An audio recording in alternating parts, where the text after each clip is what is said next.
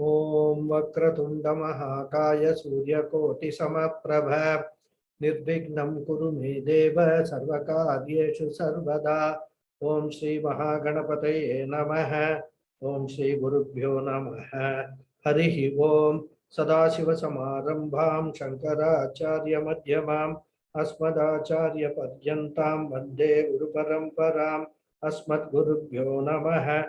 Shruti Smriti Purananam Alayam Karunalayam Namami Bhagavadpadam Shankaram Lokashankaram Shankaram Shankaracharyam Keshavam Badarayanam Sutra Bhashya Kritau Vande Bhagavantau Punah Punah Ishvaro Gururatmeti Mukti Bheda Vibhagine Vyomavad Vyapta Dehaya Dakshina Murtaye Namaha Om Shri Medha Dakshinamurti Swamine Namaha. Om Sahana Vavatu Sahano Bhunaktu Sahavidyam Karavavahai Tejasvinavadhitamastu ma vidvishavahai. Om Shanti Shanti Shanti. Harihi Om Shri Gurubhyo Namaha. Harihi Om. Om Parthaya Pratibodhitam Bhagavata Narayanena Swayam Vyasena Gratitam Purana Munina Madhye Mahabharatam Advaita Amrita Varshinim Bhagavatim Ashtadashadhyayinim Ambatvamanusandhadami Bhagavad Gita Bhavadveshinim Yam Brahma Varunendra Rudra Marutaha Stunvanti Divyaistavaihi Vedais Sankavadakramopanishadaihi Gayanti Yam Samagaha Dhyanavastita Dadgatena Manasa Pashyanti Yam Yoginaha Yasyantanna Vidhusura Suraganaha Devaya Tasmai Namaha. So Namaste once again all of you. So in the last class we completed the Dhyana Slokas, and today, from today onwards, we will enter the first chapter of Bhagavad Gita.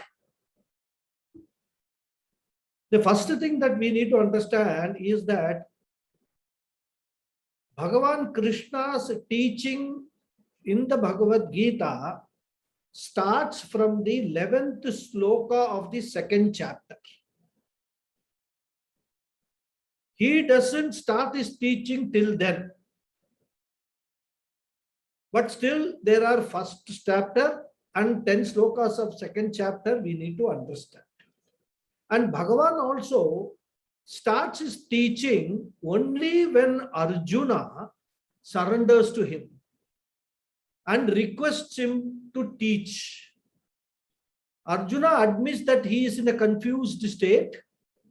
So, hey Bhagavan, please guide me, please teach me. He says, Shishyasteham Shadimam Tuam Prapannam. I am your student. Please teach me who has surrendered to you. Tuam Prapannam. And there is a significant message in this dialogue. That is, this Vedanta teaching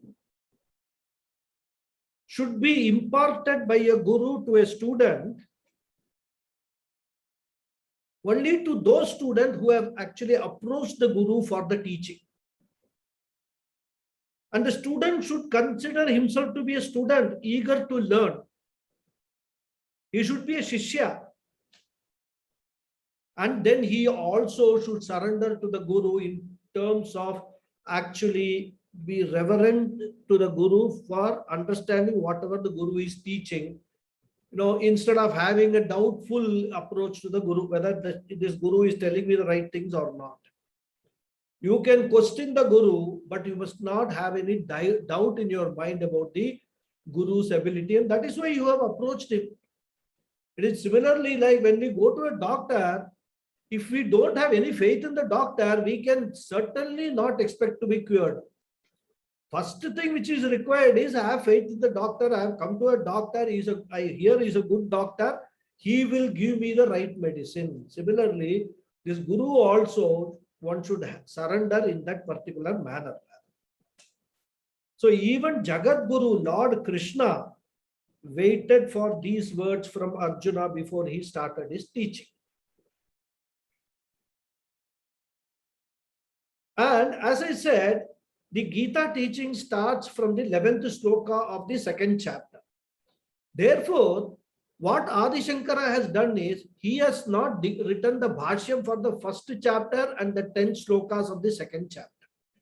Because his approach is, I am dealing with Vedanta, and Vedanta starts from the 11th sloka of the second chapter. So Adi Shankara has written his Bhashyam only from that sloka onwards.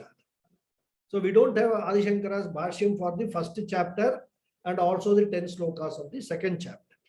But Swami Dayananda Saraswati Puja Swamiji and also Swami Paramathananda have in their commentaries covered the first chapter quite reasonably exhaustively.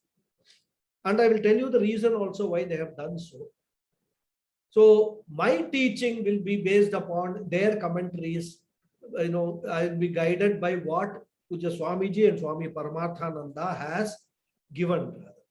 Okay. Because it is very important for us when we come to the Gita teaching to understand in what context the whole Gita teaching is set. Because without understanding the context, if we straight away get into the Vedanta teaching, we will not make head or tail of it. So the first chapter and the first 10 slokas of the second chapter set out the context in which this Gita teaching is set. And if you remember, we said Gita is a manual for right living. This is how we described the Gita in one of the introductory classes. And whenever we talk of a manual, especially for gadgets and all that, which is given along with these gadgets, whether it is a TV or a fridge or a washing machine, etc. That manual serves two purposes. One is, it provides us with a guide or a step-by-step guide to assemble that particular gadget, isn't it? And secondly, the manual contains a critical but very useful section called troubleshooting. You all have noticed. So if the gadget is not working for some purpose, they will list out all the possible reasons why the gadget is not working and how to address that issue. So this is the second purpose of the manual. Apart from some technical details about they give, which we don't understand much of that rather. But these, for our purposes, these are the two main purposes.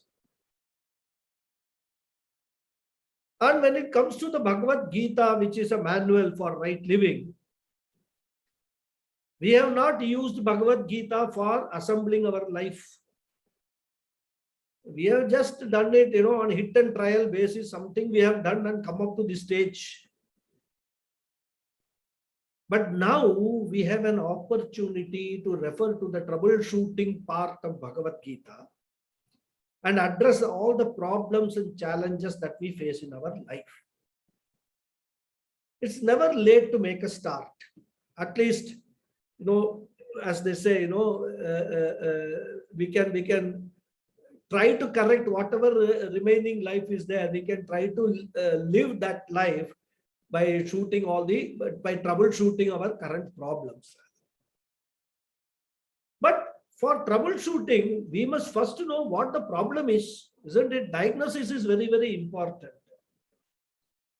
Because without the proper diagnosis, the remedy could be ineffective or it could be even sometimes very dangerous. So we need to understand or diagnose the problems which we face. Now, every individual may be facing individual problems, no doubt about it. But there are certain problems or rather I will put it this way, the problems faced by each individual or all individuals could be different in their nature, but in terms of their category, we can actually categorize them into few categories. So when we enter the first chapter of the Gita teaching, the context is set for the entire Gita teaching. Because the whole Gita teaching is dealing with this fundamental human problem alone. And the first chapter is the diagnosis chapter. And I called it setting the context. Puja Swamiji also says context of Gita. And this problem, which is a fundamental human problem, is described as samsara or bondage in the scriptures. And this bondage is a common human problem for all human beings. It's a universal problem, irrespective of nationality, irrespective of the race, irrespective of the creed, irrespective of the color. All human beings in this entire universe, in this entire, wherever they are, probably they are in other planets also, or at least let us say in this earth, this samsara problem is a common problem, fundamental problem. And not only irrespective of the differences in human beings, this problem does not have any time constraint also.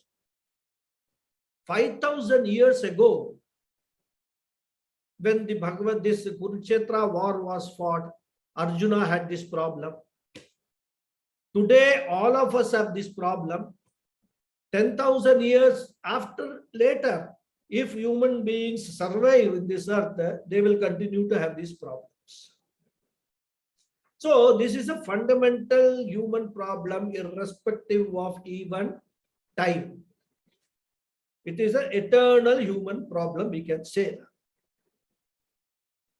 And this samsara or this bondage is described in various ways in the Shastras. It is presented as bhava roga, a human disease. Bhava in Sanskrit means worldly existence. That is a mundane worldly life. That is called bhava. And it is a roga, it's a disease. Our existence in this world is a disease. That is what the Shastras say. And this disease is characterized by the endless pursuit of something or the other. It is characterized by a sense of limitation. We all have a feeling that I am limited by something. I need to obtain that. So I pursue, I put in all efforts to get that in order to do away with my limitation. So one type of limitation may be solved temporarily, but once that happens, another type of limitations will crop up. So like that, we jump from one limitation to another limitation and go on pursuing, endless pursuit behind so many things. And the Shastra says, hey, human being, your actual nature is limitlessness. Then why you are purchasing all these things feeling that you are limited? It is because you are ignorant of the fact that you are limitless, and that is why you are continuously chasing these things in your life. The moment you stop feeling limited, you will realize that you are unlimited. You will get the knowledge of limitlessness, and then all this chasing will stop. All your problems will stop. This samsara roga will be, you will be free of this samsara moga. This is roga. This is what the Shastra says. So Shastra emphasizes know your true nature. That is what we call self-knowledge, the knowledge of our true self. And this samsara roga, as I told you, it's endless pursuits from one status to another status. one relationship to another relationship, from one object to another object. This chase, this pursuit, this rat race continues for us. One is a son, he wants to become a son-in-law. One is married, so he wants to become a father.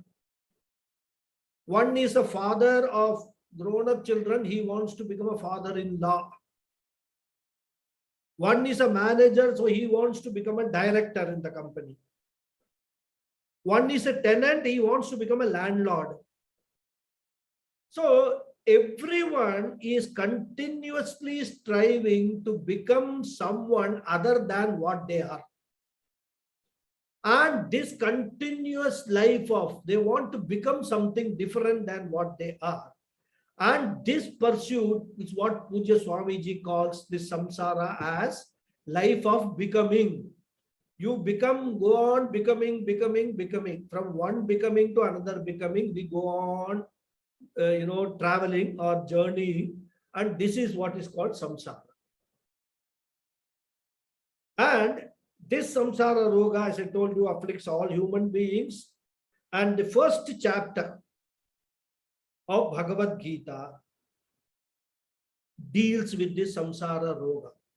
It expounds what this samsara roga is through the dialogues which take place in the first chapter. And that is the context in which the first chapter is set. And as I told you, this entire Gita teaching is the remedy for this samsara roga. All the remaining 17 chapters, that is starting from the 11th sloka of the second chapter, they present a remedy to the samsara roga.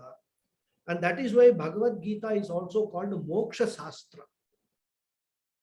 Because samsara was described as bondage and moksha is freedom. So freedom from the samsara roga is what is called moksha,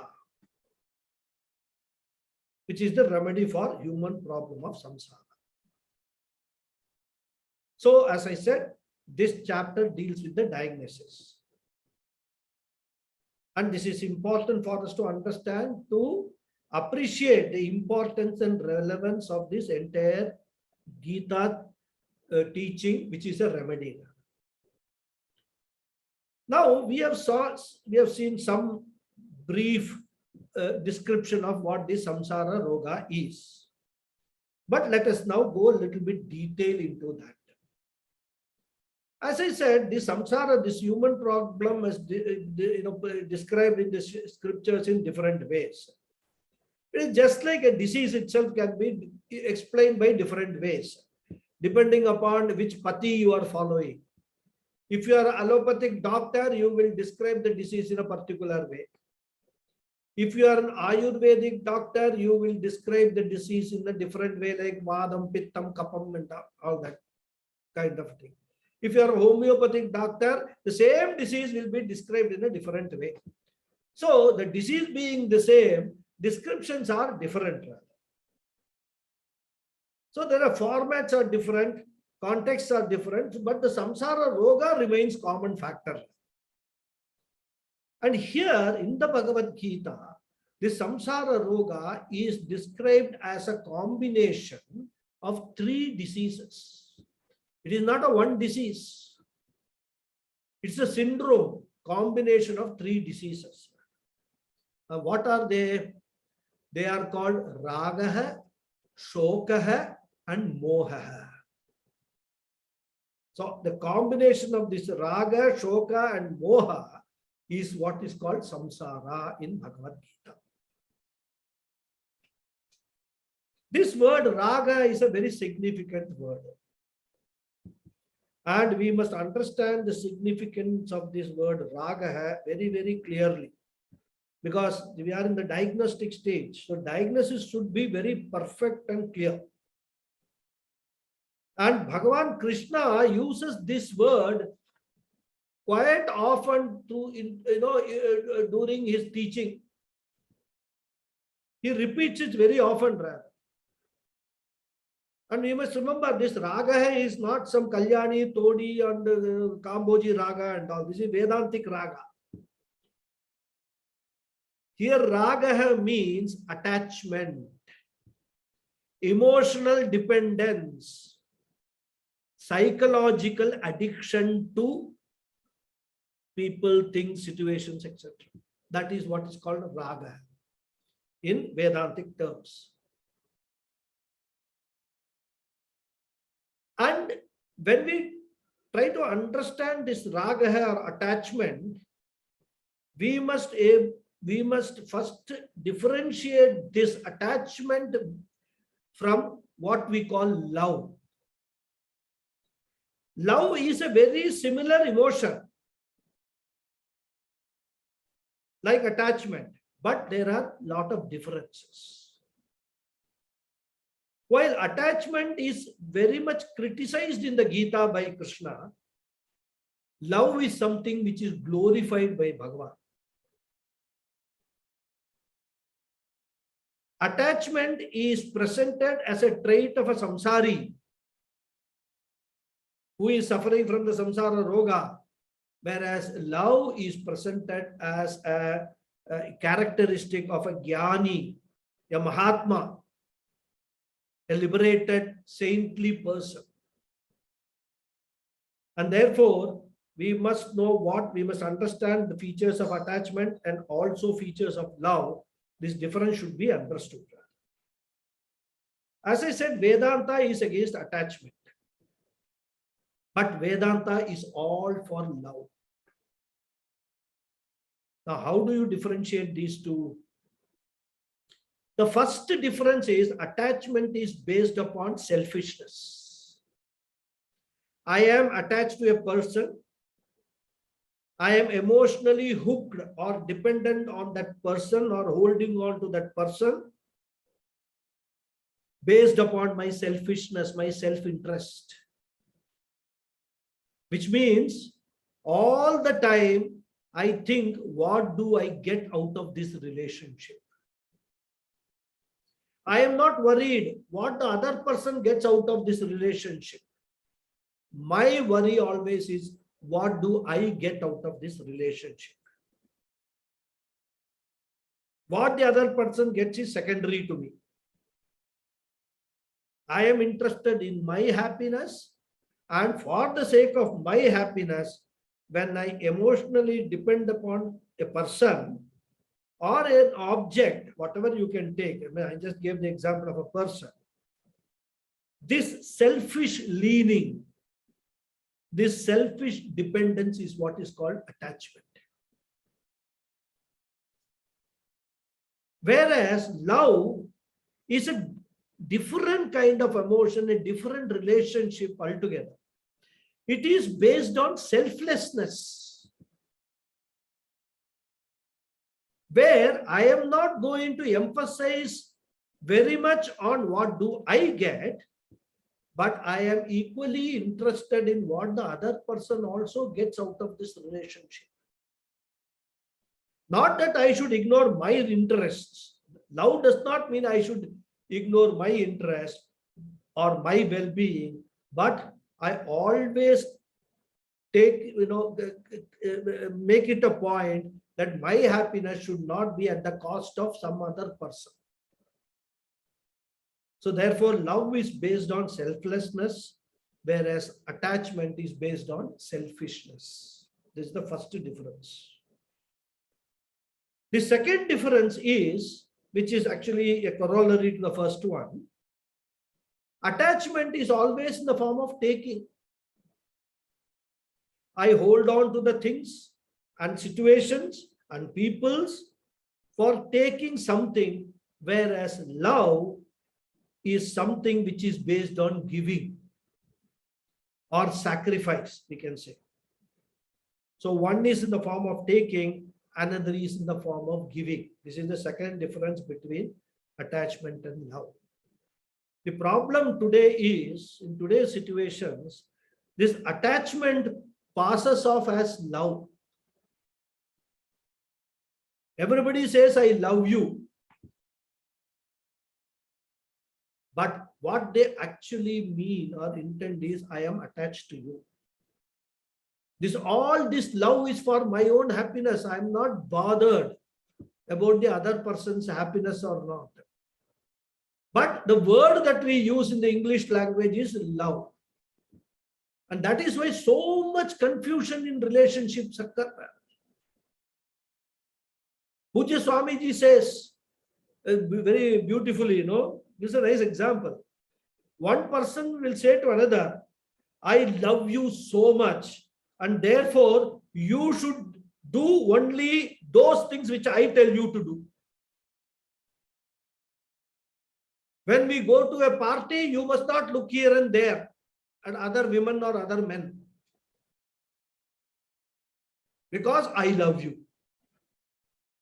This is what is today's love is defined as.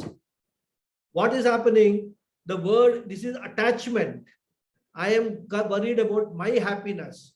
I have got an insecure feeling that the other person to whom I am attached may actually go away from me. So I try to put that person in a bondage, restrict, limit that person, which is attachment. So this is the difference between attachment and love we need to understand. So attachment is restrictive, whereas love is freeing. Isn't it? It is inclusive. Love is inclusive. And third difference is attachment is always conditional.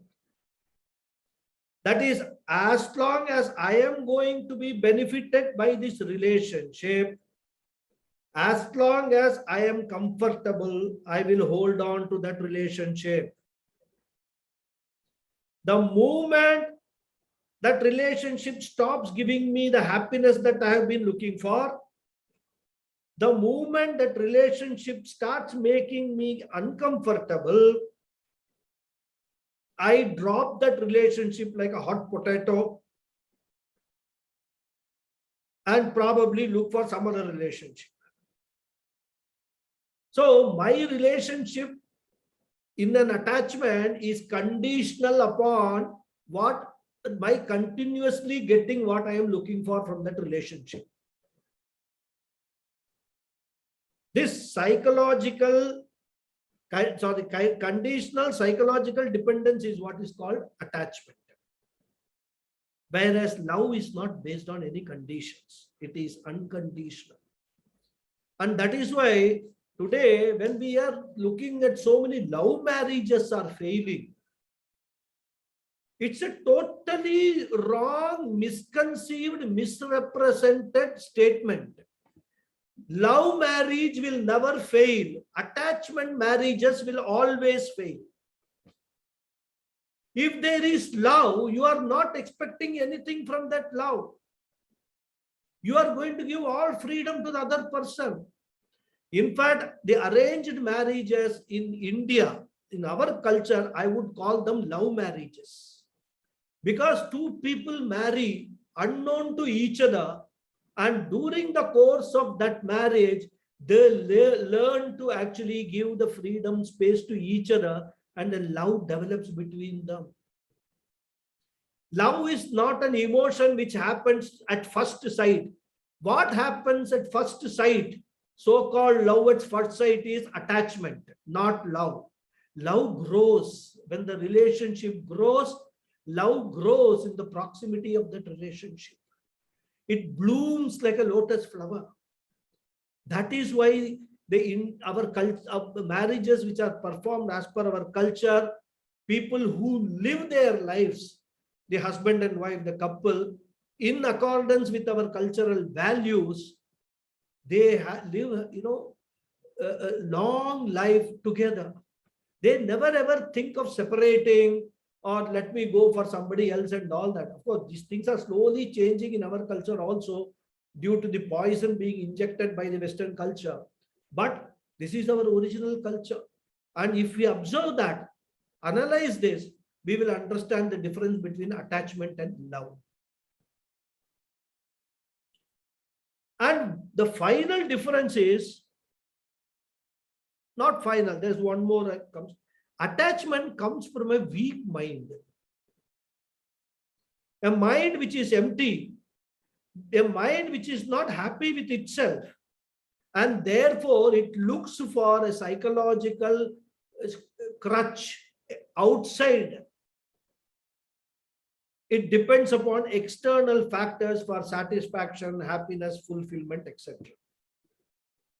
So therefore, attachment is born out of weakness, whereas love is not born out of weakness, it is born out of fullness, purnatva.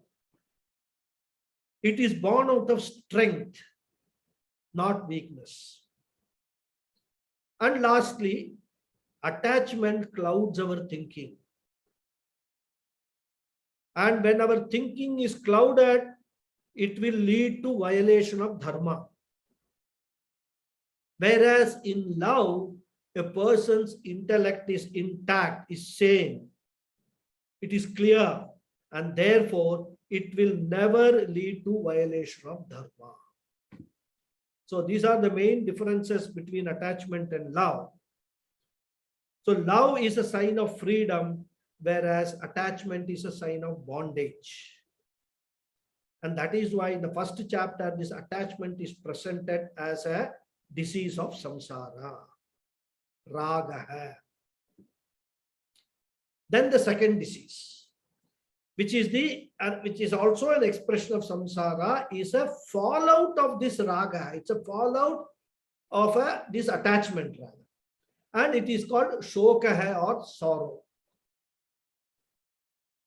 Any attachment will invariably lead to sorrow, because if I am emotionally depending upon an external factor for my happiness, when that external factor goes away,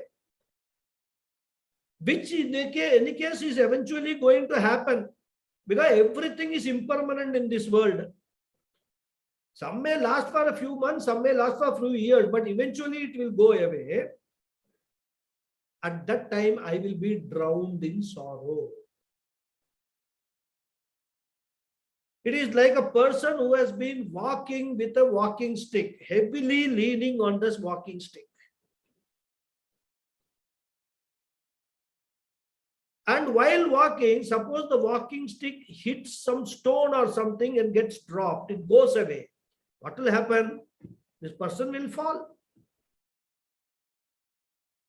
So if we have a psychological dependence on any external source, be it people, object, or situations, when that object or situation or people go away from our life, we will be drowned in sorrow. So this is shoka, which is a result of consequence of this attachment. But we have also seen some people going for this morning walk with walking sticks. But they don't use the walking stick for the purposes of walking. They just carry it for style. So even if the walking stick falls, they won't have any problem. So this external dependence, as long as we understand, we are not emotionally dependent, but we have the relationship without attachment, without the psychological dependence, is not a problem. It becomes a problem only when we are, using it as a crutch for our happiness. Then it will lead to sorrow when it goes away. So it's a psychological crutch. When it goes away, I will become psychologically flat, fall down, frustrated, disappointed, in fact even shocked. When the object of dependence goes away from me.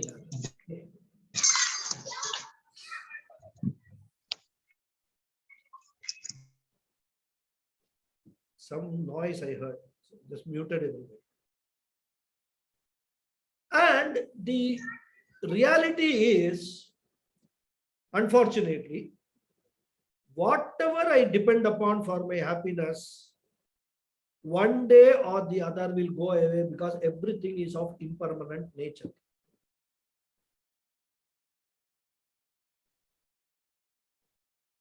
Whether it is people, property, position, whatever it is, it will go away, certainly. And when that happens, we will have sorrow. Even this physical body of ours is going to go away one day. If we lead our life understanding that this physical body is going to go away one day, but all that I need to do is keep it as fit as possible as long as I am alive, no problem. But if you get attached to this physical body,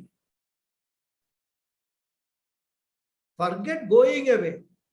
When we age, one by one, the parts of this physical body will start deteriorating, start losing their power. Eyesight will become less and less and less. People will be, I have seen people drown in sorrow because they can't see. I have seen people crying because they can't hear. What did you think all your life that till you live, your hearing is going to be fine? Huh? If you had understood that one day my hearing is going to go away, when that happens, you will have no surprise. You will not compare yourself with, oh, that fellow is able to hear at my age, I am not able to hear. All these comparisons will further compound the sorrow which we have. Okay. So Vedanta asks a question, my dear human being. If you understand this fact that this attachment leads to sorrow, what preparation have you done to protect yourself from this sorrow? What preparation have you done to face this potential threat, which is going to come certainly sometime in future, and it is going to drown you in sorrow? Because we cannot escape this situation. We prepare for our old age through savings, investments, insurance policies, and all that.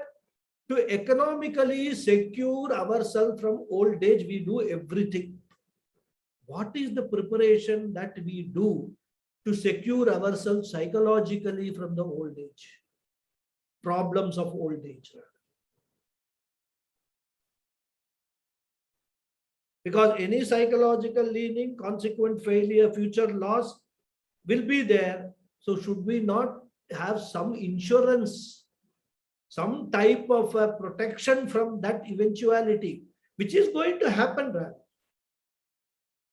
So the Vedanta asks this question. So this fallout of this attachment is shoka, and we need to prepare for this eventual shoka, which is bound to come whenever we are in a situation of attachment. And what the Gita is saying is, you cannot make the preparation at the time that this comes. The preparation has to be done early. Just like, when I refer to this, our insurance policy and, all the savings investment, we do it when we are working much early. The moment you cross 40 and you are going to retire at 60, at retirement 60, earnings, the regular monthly earnings are going to stop. You start preparing for your retired life. Isn't it? So, in the case of economic security, securing your economic happiness after the retirement, you are making all preparations well in advance. Similarly, here also, to protect yourself from a future shock of shoka, you need to prepare well in time. Because when the thing has already come, or happened, at that time there is no point in making any preparation. And Bhartrihari in Vairagya Shatakam, there is a text called Vairagya Shatakam, says a very beautiful sloka. I'll just share it with you. Yavat swastamidam sharira marujam yavat jara dhuratah yavat chendriya shakti pratihata yavat kshayo nayushah atmashreyasi tavadeva vidusha karya prayatno mahan sandhipte sadane tu kupa khananam pratyudyama kidrisha. Very beautiful stoka. He says, as long as this body is free from disease and any infirmities, any swastam, it is healthy, arujam, without any disease, yavat jara durataha, as long as the old age is far away, senility is far away, as long as the powers of our sense organs remain unaffected, as long as the life has not started, the body, mind, sense complex have not started decaying, so long the wise persons should put forth great efforts for the sake of supreme good, because what is the avail of digging a well when the house is on fire? Already house is on fire, and in order to douse the fire, you start digging a well. What is the use of that? So this is very nicely explained in this particular sloka. Therefore, this psychological strengthening process, this psychological insurance should be taken when one is physically healthy, when the sense organs are intact, you are able to see what you know, everything, hear everything that is being taught. When the family members are reasonably cooperative, because as we grow older, the family members also will become less and less cooperative. We have experienced all this. This is all not some story, some fairy tale. Every family, this happens. Old parents are there. They will not be even able to move around. They will be lying down somewhere, and they will be given attention to the extent these people are able to give attention. No children will compromise their personal interest, their personal happiness for taking care of old parents. Exceptions may be there, like Ekalavya and all that. But general rule, especially in today's world, we must understand this very, very clearly. And we are all almost on the, what we call the portals or the just entering that stage. So at least this understanding will help us in reducing our expectations from our children. So that is very, very important for our psychological well-being in the old age. Okay. So we must make the preparation when the relatives, children are all cooperative, when the financial position is good, you can make all these things. That means basically when all the factors are conducive. Because digging a well when the house is on fire is a foolish approach, right? So one needs to be far-sighted, because every attachment is a potential sorrow. So the second disease, sorrow, is born of the first one. Shoka is born out of raga. Then Vyasacharya presents the third disease as moha. Moha means delusion. When there is raga and shoka, attachment and the consequent sorrow, the intellect stops functioning properly. The intellect is veiled by, as it were, clouded by this raga and shoka. And when the clouded intellect takes decisions, all those decisions will be wrong decisions only. And the tragedy is, those wrong decisions will appear to be the right decisions for that clouded intellect when the thinking is not clear. And this clouded perception, this deluded intellect is called moha. And this moha can lead to adharmic life. Adharma will be seen as dharma and dharma will be seen as adharma. And this confusion, this delusion is what is called moha. And Arjuna was actually suffering from this disease. He is presented as suffering from this delusion in the first chapter. And it becomes a vicious cycle. This raga, shoka, moha becomes a vicious cycle, because then it goes back. Raga, shoka, moha goes on and on and on, self-generating cycle. Once my vision is clouded, my actions will be wrong, and that will lead to worsening of the situation, which will give rise to more worries and more wrong decisions. Like that, it will go on and on, compounding rather, right? Be a chain reaction, and the whole life will be a series of raga, shoka, moha. Raga, shoka, moha. Like that, it will go. In fact, a person never gets out of this dependence at all.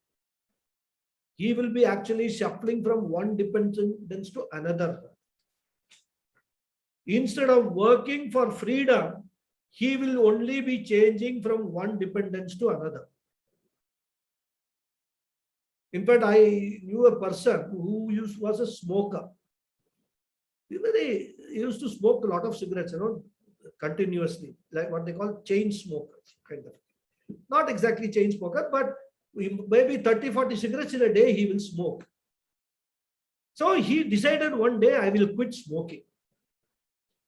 So somebody told that if you start chewing this pan, betel leaves, then you can quit smoking. So for some days, maybe a couple of weeks, he switched over to chewing these betel leaves and did not smoke. But after those few days, he got back into smoking, and this chewing this pan became a habit. So both that chewing pan and smoking continued rather for him. Very funny situation. So you actually switch your dependence to something else to get rid of the first dependence. But if that is not going to help you, both will come back to you again, and you will become more into this problem of shoka, of getting rid of two now. Earlier you had only problem of getting rid of one. Now you have problem of getting rid of two things rather. So this is what we are all doing in our life.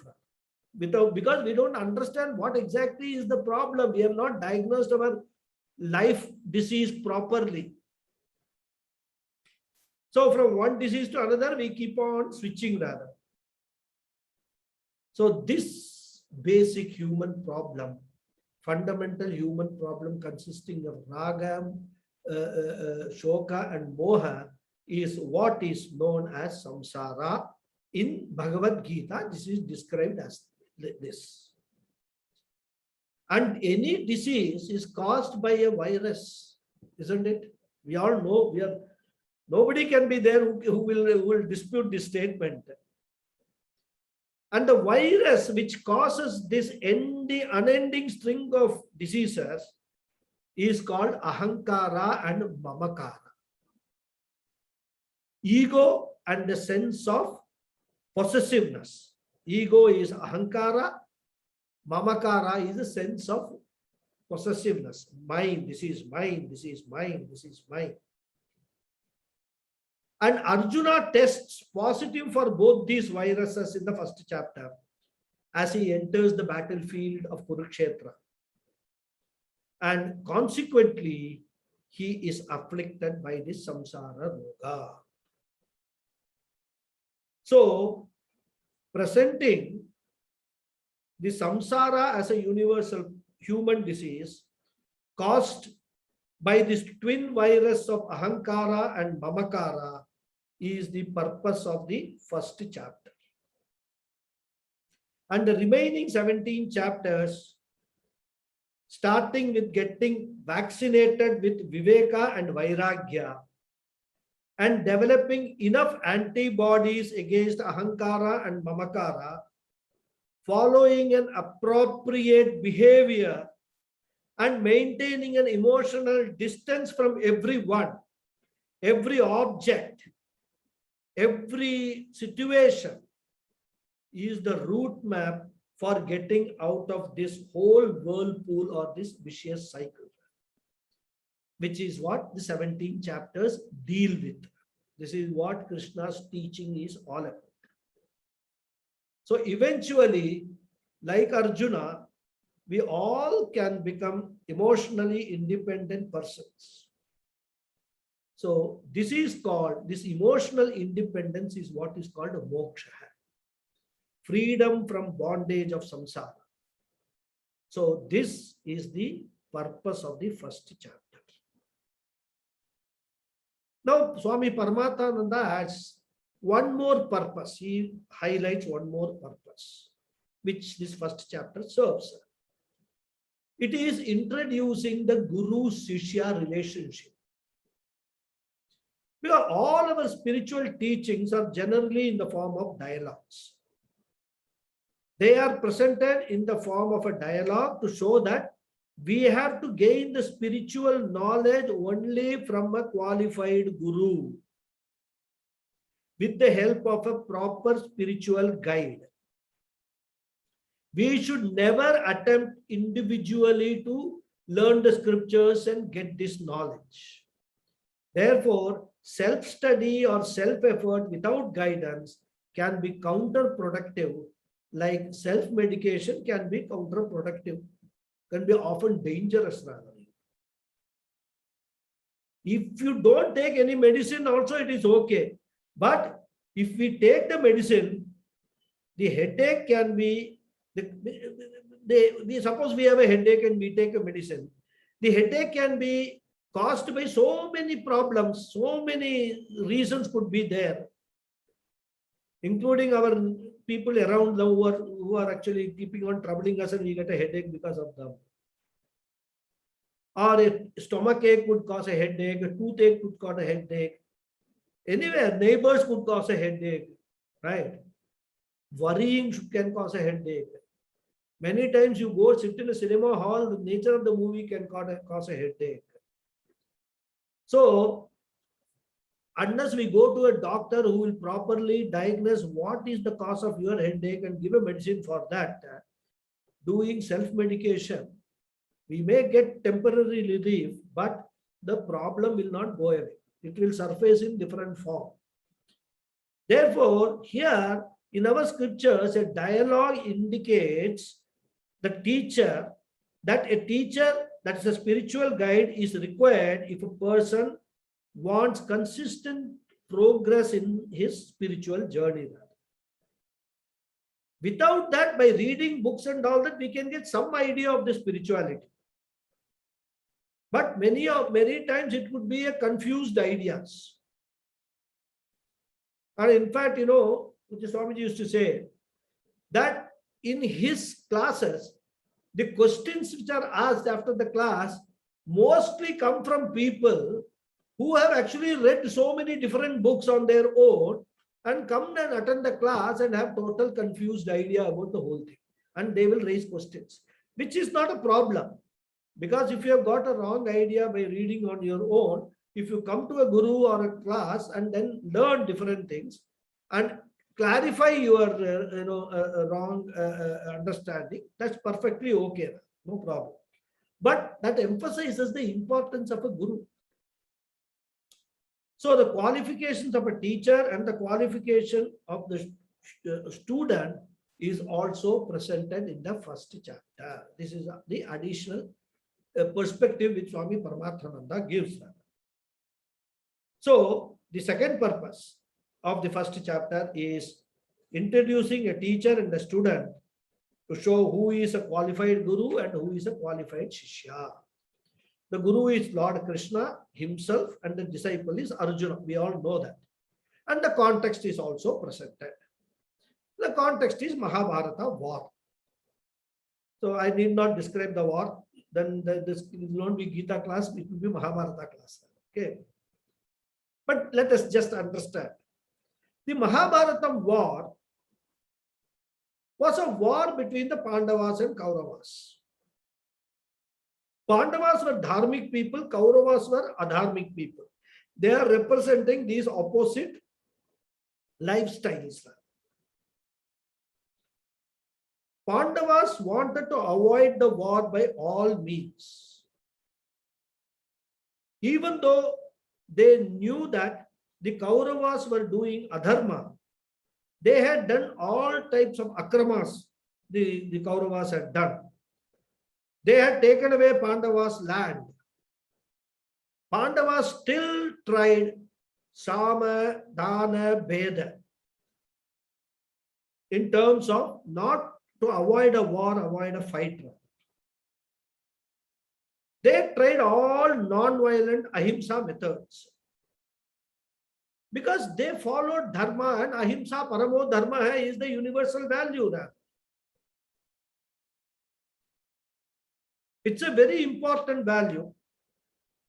And being dharmic people, Pandavas wanted to follow the dharma. But later they found that ahimsa is not serving their purpose. It is not working. And therefore, as a last resort, they resorted to war. Because ahimsa is though a universal value, it is not an absolute value. We must understand this very clearly. Himsa is accepted in our scriptures under certain conditions. Ahimsa is a conditional value. Under certain circumstances, the scriptures allow a person to take to himsa. And that is why even our gods and all, they are all said to be embodiments of compassion. Karuna Sagaraha and all, they are described as Kripa Sagaraha. But we find that all of them have got weapons. Kodandapani, Pinakapani, Sudarshana Chakra, everything, they have got these weapons. Why? Because if non-violent methods do not work for the sake of paritranaya sadhuna, vinashaya cha dushkritam, dharma samsthapanarthaya, sambhavami yuge yuge, says Krishna in the Gita. And after taking avatars, what will he do? He has tried all non-violent methods. Only method left is violent method rather. So resorting to violence under certain circumstances is not adharma. It is just like a doctor who is amputating a leg, one of the limbs rather, because that limb has become untreatable. Well, no doctor loves the job of amputation or cutting a limb or anything. Every doctor, even a dentist, will not like to extract a teeth. He will try to see that the original teeth is preserved in whatever manner possible. They don't like to do that at all, doctors, but they are forced to do under certain circumstances. So he will attempt to save the limb through medication, etc. But when that does not work, and the disease cannot be cured or the leg cannot be repaired, only then he will go for amputation. So that that problem with that one leg is not spread to the other parts of the body. Because if you don't cut adharma with a firm hand, the adharma could spread everywhere. And that's exactly what is happening in Kali Yuga. In the name of all this freedom, democracy, this, that, and all, wherever adharma is happening, there is nobody who is actually stopping that adharma even by violent means. Non-violence, non-violence, Gandhiji has told, so we should be non-violent. Gandhiji never said non-violent. Gandhiji said non-violent means first you adopt. Gandhiji was for euthanasia also, but we don't need to go into the topic, right? So it is out of compassion, not out of any hatred or any anger or anything, that the doctor actually, amputates the leg. Similarly, for the sake of protecting the dharma samsthapanarthaya, taking to himsa is not a adharmic activity. So we'll stop here and continue in the next class. Okay. There's little more I want to cover. After that, we will get into the slokas one by one, the first chapter in the next class. Okay. Om Purnamada Purnamidam Purnat Purnamudachyate Purnasya Purnamadhaya Purnameva Vasishyate. Om Shanti Shanti Shanti.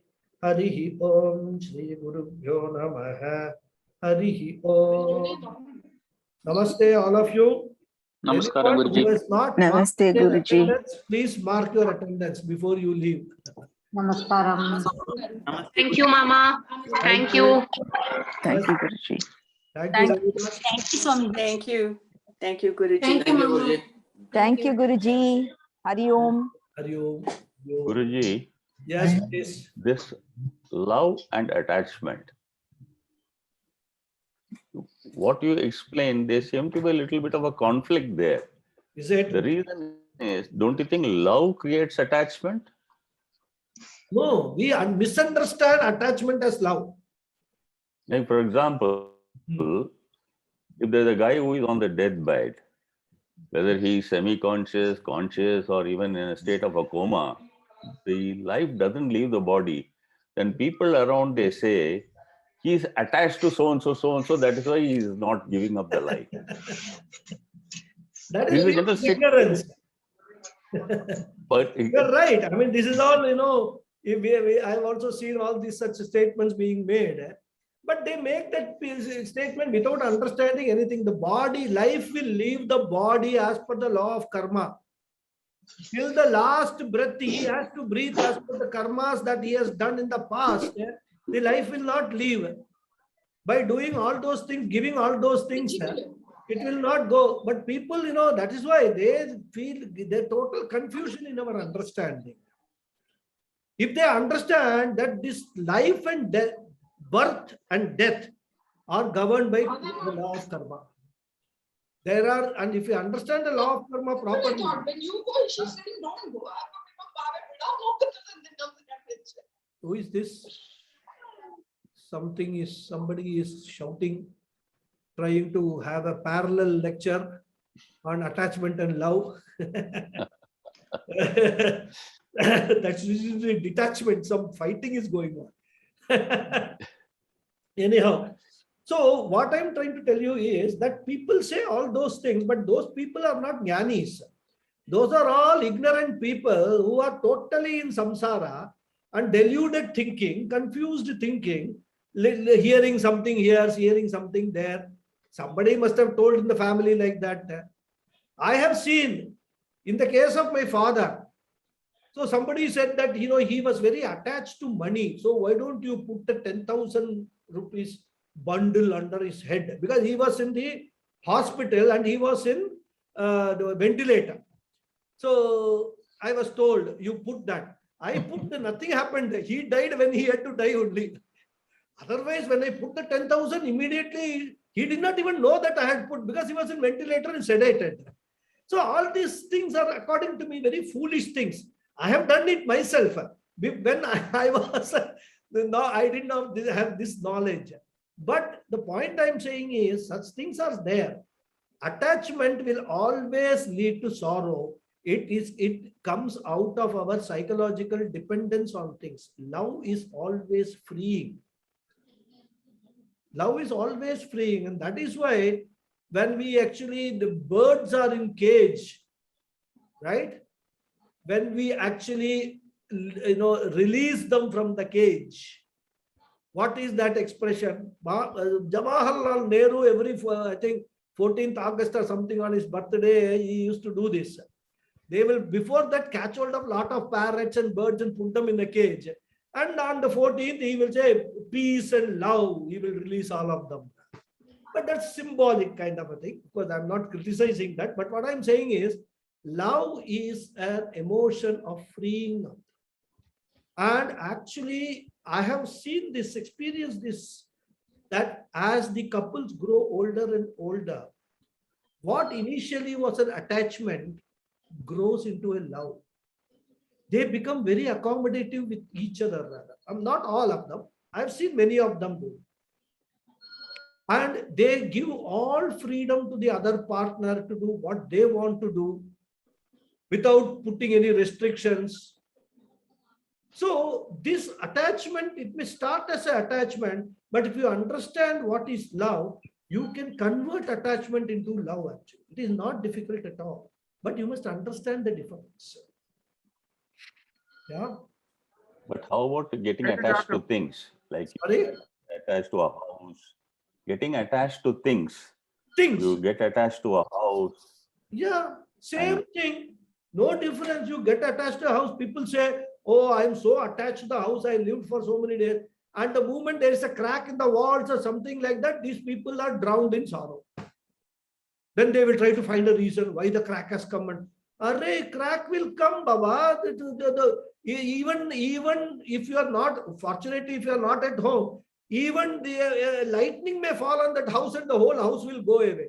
It is not going to be there permanently. If you understand that, okay, crack has come, I will repair it. That is the nature of a concrete. After some time, crack will come. If you have that understanding, you will never have shoka. So, whether it is things or situations, many people think that if they go to US tour, European tour, this tour, that tour, they will be very happy. Attachment towards situations. They think that, but then what happens? After coming back, the tour is not going to be eternity. After coming back, if they have enjoyed the tour, they will feel sorry. Or if they have not enjoyed the tour also, they will feel sorry that I undertook all these expenses and went on the tour. So such tour you undertake, both the case, if you have enjoyed, not enjoyed, both the cases, you will feel sorry. No, only those tours and other things only give you memories and not attachment. Well, not attachment. What I'm saying is this attachment attachment comes from the feeling or understanding that if I go on tour, I will be happy.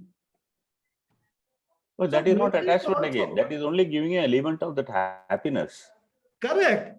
But that happiness, is that real happiness? Is the question you have to ask. Is it real happiness or is it temporary happiness? It's a temporary happiness. Yes. So if your object in life is to look only for temporary happiness, no problem with attachment.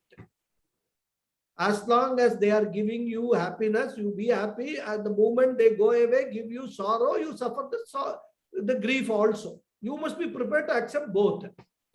If you are looking for permanent happiness, eternal happiness, then we have to do something about it. It is just like, the example of a disease. Now, if you have got a stomach ache and you take some tablets here and there and the stomach ache vanishes, gives you temporary relief, you are happy with that. But after some time, the stomach ache will again resurface.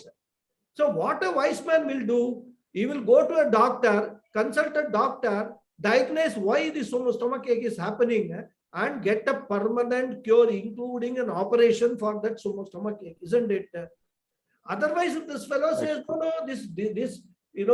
the tablets are helping me to give me temporary relief, I will live like this throughout my life. Perfectly okay, your choice. Bhagawad has given us all freedom of choice. So if we want to use that for this purpose, no problem at all. Vedanta doesn't drag you and say you have to, have this and all that. Vedanta gives it to everybody. In fact, Lord Krishna will say in Bhagavad Gita, when we will see that, he says, everybody, whatever they believe, leave it to them. If they have come to Vedanta, they have to come to Vedanta, they will come on their own because of their past karmas. Don't disturb the faith of people. leave them free. So this is Bhagavan himself says. So the thing is, whatever we think is love actually is attachment. Because even when we talk of love marriages, you tell me, do they last? I mean, it is a 50-50, I suppose. So let us say that a love marriage doesn't last. There is a break. So was it love or attachment? Why does it? Let us analyze. Why does it? What happened? Why it broke? Expectation. No, expectation leading to a situation where one is not prepared to accommodate the other. No, it's a compatibility issue predominantly. Correct. What is compatibility? Compatibility is I want my way or highway. I want everything to be done according to what I want. The other person is coming from a different background, from a different cultural background maybe. That person wants everything to be done according to that person's way. So it becomes a compatibility issue rather. You have got a round hole and you have got a square block and you are trying to fix that together. And by doing something here and there, you try to attach them. That is attachment. Initially, you treat that, but over a period of time, you find that this round hole will not hold the square block for a very long time. There are, on the sides and all, holes are there. So the square block will fall Loopholes. Many loopholes are there. Many loopholes will be there. So it will fall off. So like that is attaching. When you attach it, it will fall off. But when there is a love, there is accommodation. That, okay, let us find a common ground. That is what is love is all about. I am not sacrificing my interests, nor I am asking you to sacrifice your interest. But wherever there is a conflict between the two, let us find a common ground and live together. And that is what every husband and wife in our culture for the past maybe hundreds of years have done. It is not that love means that there won't be conflict at all. No, for any marriage to work, either arranged or love, it has to be through compromises. Marriage is a life of compromises only. If you understand that marriage is the life of compromise, there will be no conflict. Correct. That is how they don't work because of what they have taught as love initially. That may not be the reason why the marriage is surviving. It needs a commitment due to maturity and wisdom. Now, what they taught us love initially, love marriage is not the reason probably why the marriage may survive. Yeah, so what they thought is love. So that's why I said the word attachment has been converted into love, and has been, because it is love, it is glorified. Well, love is always glorified. Even in Shastras, love is glorified. Love represents compassion. Love represents understanding. Love represents freedom. That is glorified. There are excellent human values rather. You must have love for, the entire prapancha, everything that is there in this cosmos rather. No problem. When that word love is used to mask what exactly is the nature of relationship, which is attachment, problem comes. And we say love marriages fail. Love marriages, if it were truly love marriages, will never fail.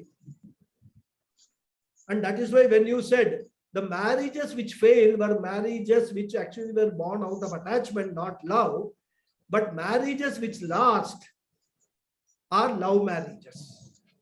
That is my definition of love marriages. So Indian marriages, where husband and wife have lived together for 50 years. Sorry? I think it is a little too complicated.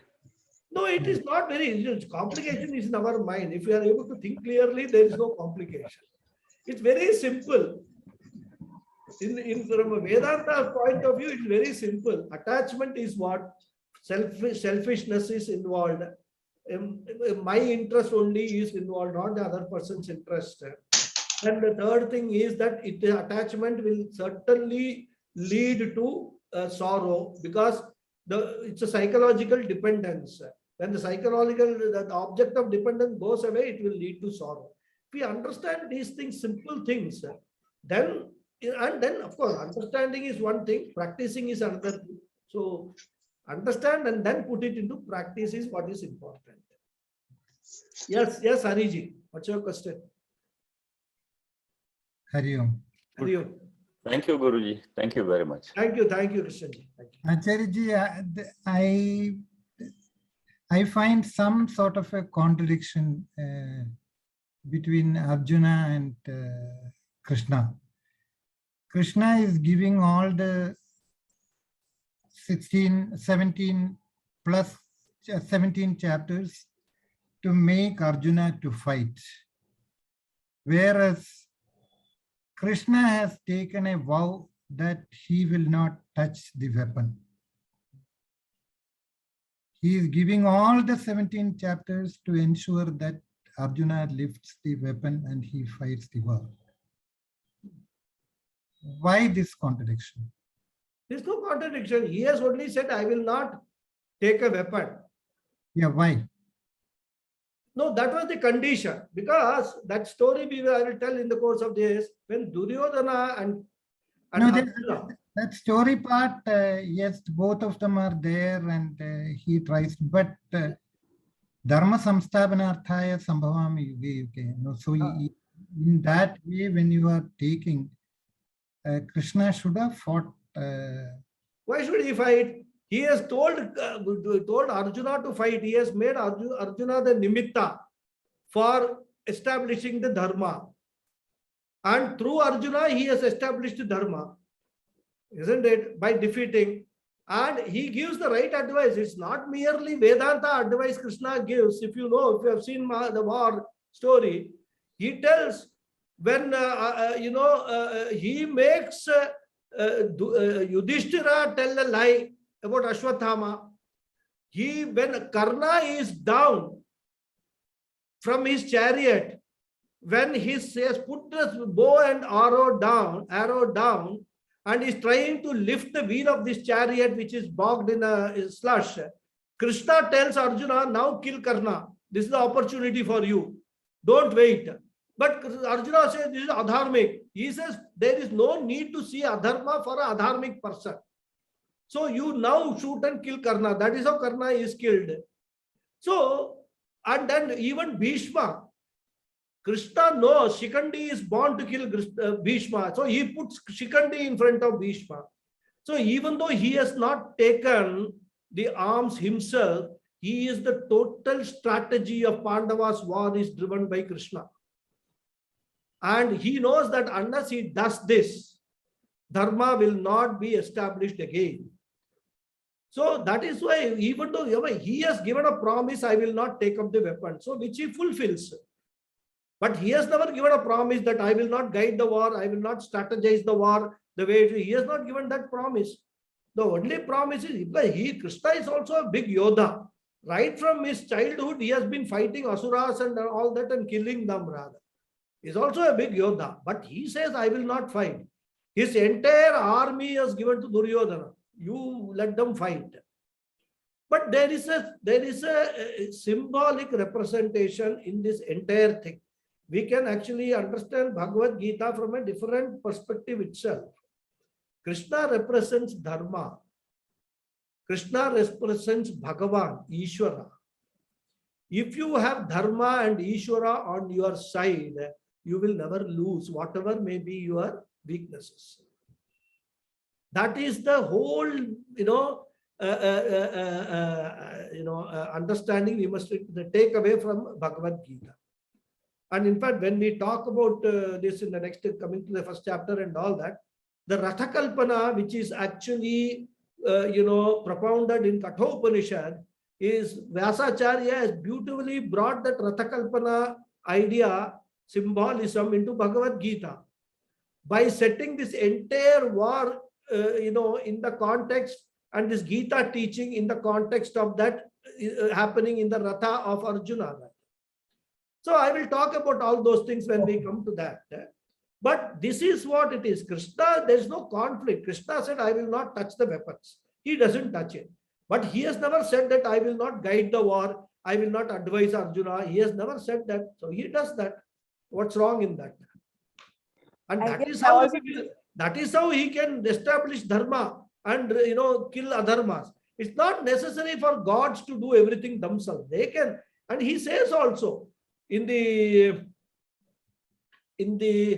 I think 11th or 12th chapter, I don't remember. He tells Arjuna, you be a nimitta. All these people, this Bhishma, Drona, all meeting their fates according to their past karmas. And I am the one who is actually doing, because I am what? Paramatma. I am taking all of them unto me. You be a nimitta. You are fighting this war as a nimitta for establishing dharma. Don't think that you are killing somebody and all that. They are destined to die. You are only an instrument being used. That's all. He makes it very clear to Arjuna also. So that is the explanation for this. Okay. Any more questions, please? Guruji, Yeah. so you today you explained Raga, Moha, Raga, Shoga or Moha, but there is another thing, Raga, Dvesha and Moha also, the Dvesha. So, Yeah. See, Dvesha, Raga, Dvesha is there. That is another topic which is talked about in Vedanta. But here, in the context of Bhagavad Gita, what is the problem of Arjuna is Raga, Shoka and Moha. Because what is happening is, when Arjuna comes to the battlefield and he sees Bhishma, Acharya and Drona and all, that attachment, he was attached to these people when he was a young child, like he has played in the laps of Bhishma, and Dronacharya has been his guru. So when he sees them in the opposite camp, that attachment comes up. Should I kill these people? How can I kill these people whom I love? Hello. வரேன் நான் கொஞ்சம் class முடிச்சிட்டு வரேன் வரேன் class 5 மினிட்ல வரேன் முடியாது. Somebody will have to be alone. Okay. So we will see all that, because the Dvesha is not a part of the first chapter.